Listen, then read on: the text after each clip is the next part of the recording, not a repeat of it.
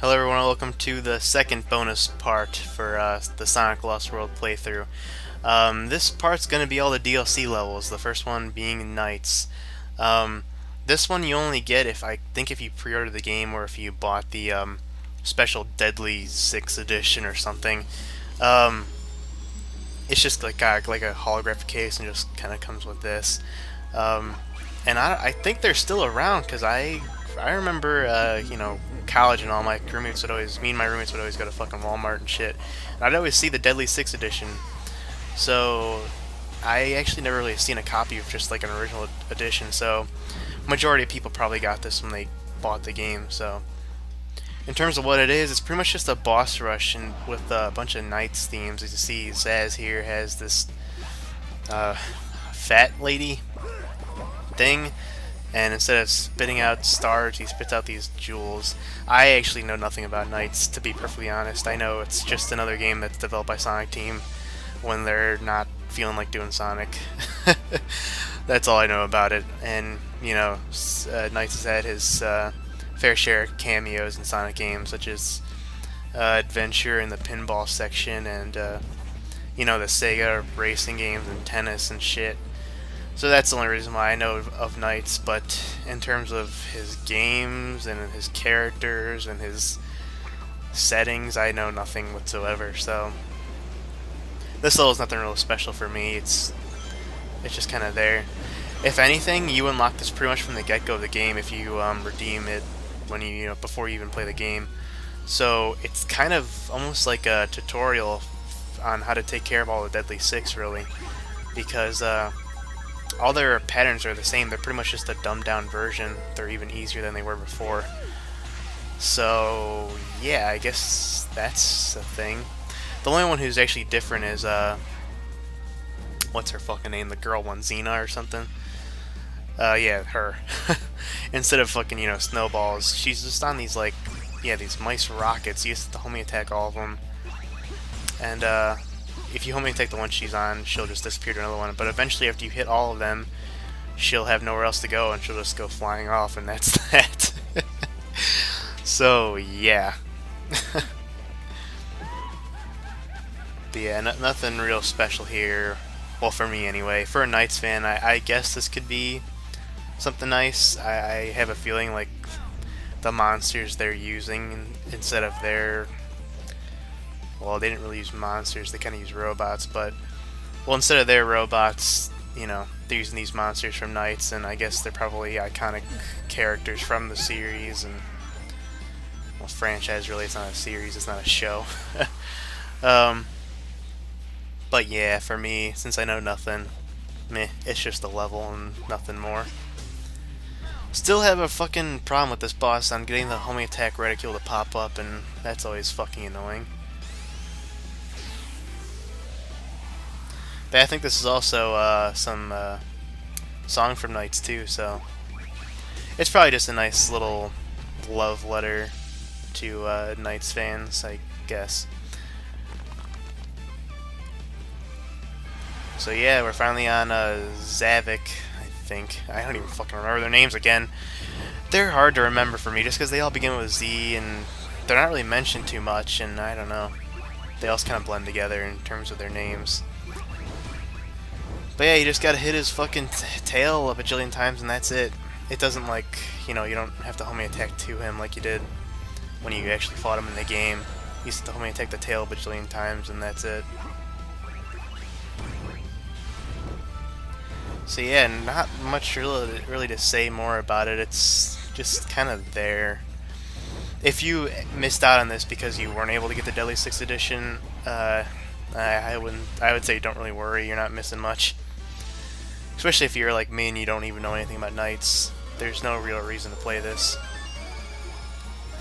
It was, I guess, kind of a nice way to level grind some lives because, well, after the update, because it does give you a lot of rings right here, as you can see. And that's, each 100 is giving me a life right there. Of course, though, when I first played this, the patch for, 100 rings equal life wasn't out yet, so that didn't give me jack shit. But yeah, these bonus DLC levels kind of serve as a purpose to get more lives just because they give you so many goddamn rings. The next DLC level, you'll see that's the fucking live grinder right there, and that's pretty much why I have 99. But yeah, that's all for Knights. So the next DLC level is Yoshi. Of course, more specifically Yoshi's Island. So this was the first of the DLC to be released in terms of just like download on the eShop. And yeah, it threw me for a loop. I did not see something like this coming, but I guess Sega and Nintendo had some kind of partnership with this game, and this is what it was. They gave this DLC, and it was free too. And it's just pretty much Sonic in Yoshi's Island world.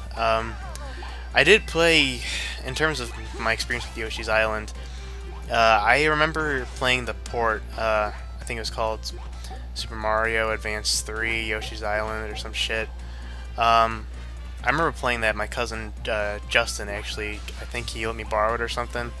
I came across it somehow through him. And I never really beat it, but I did play it, and it was a good time.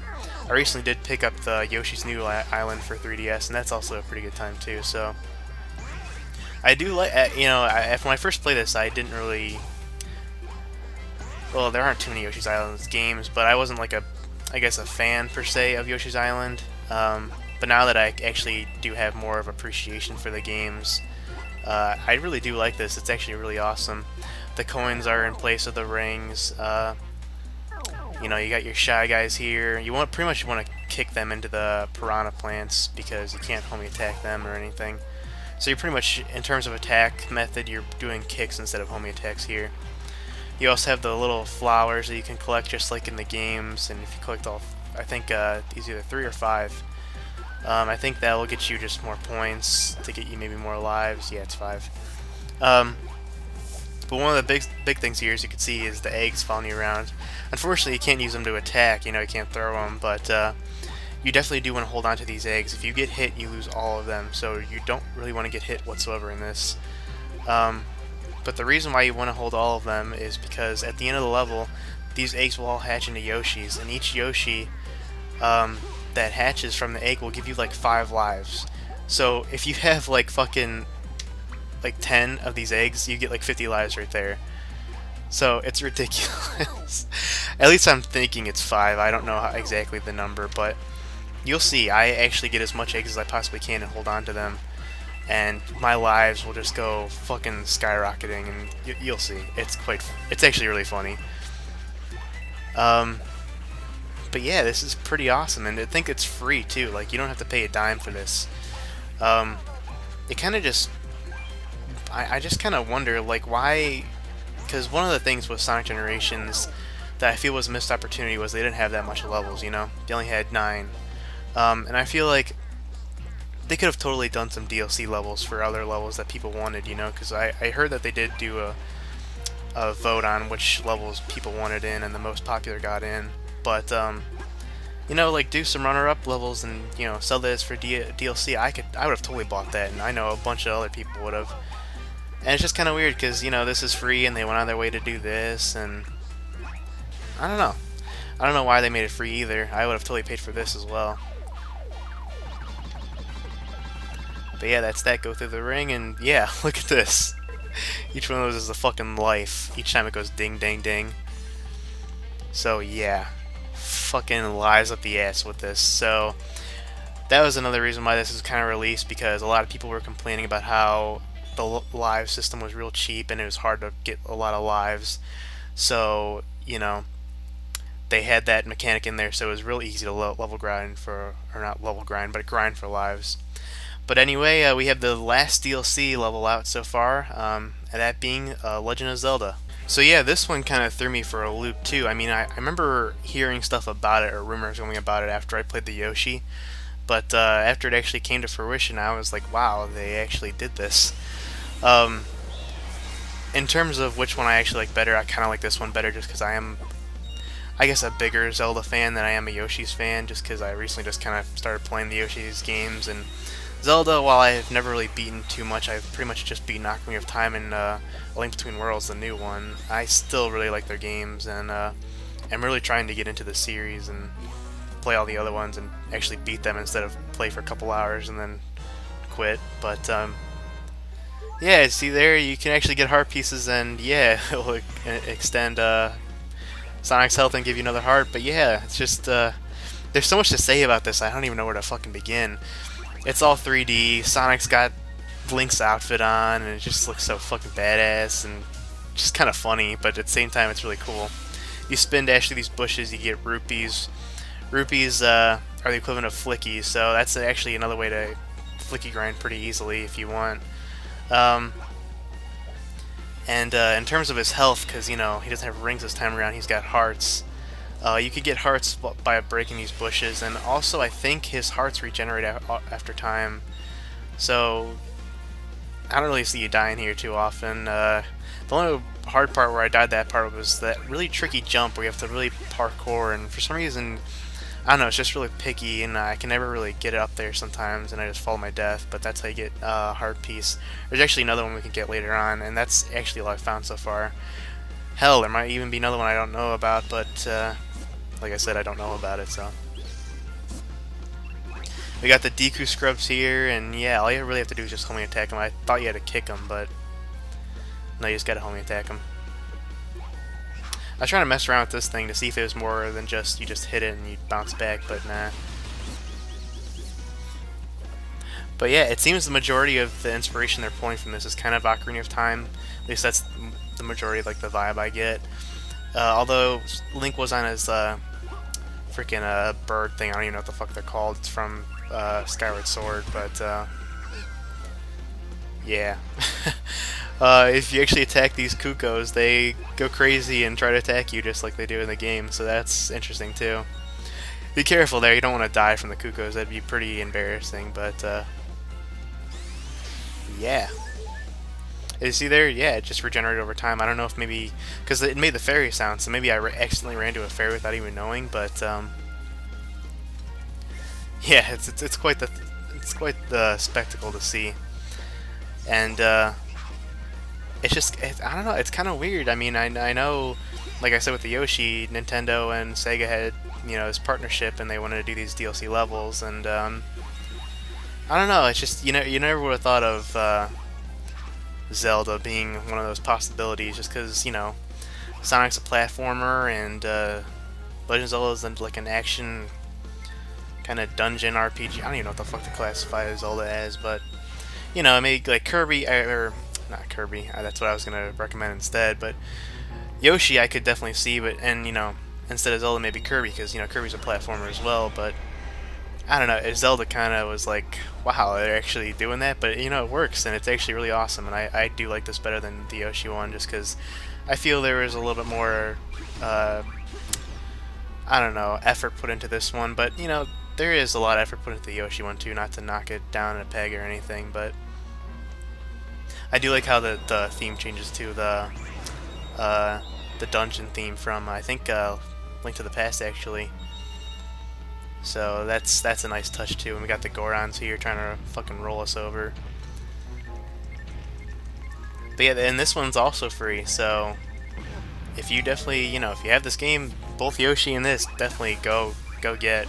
The Knights one, I don't care, and if you couldn't get it, like I said, way back when I did the, or a fucking couple minutes ago when we did Knights, don't worry about it. You're not missing much. But these, oh yeah, definitely get these.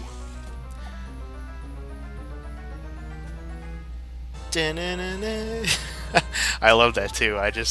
It's just incredible to think they actually did this, and I don't know, it kind of makes Sonic feel like he's part of Nintendo now, which I actually don't mind. You know, Sonic with Nintendo characters works. You know, and of course, people are, after this came out, and you know, we're almost actually done with the level. Yeah, right here. We just come down here, and Sonic actually finds the Triforce.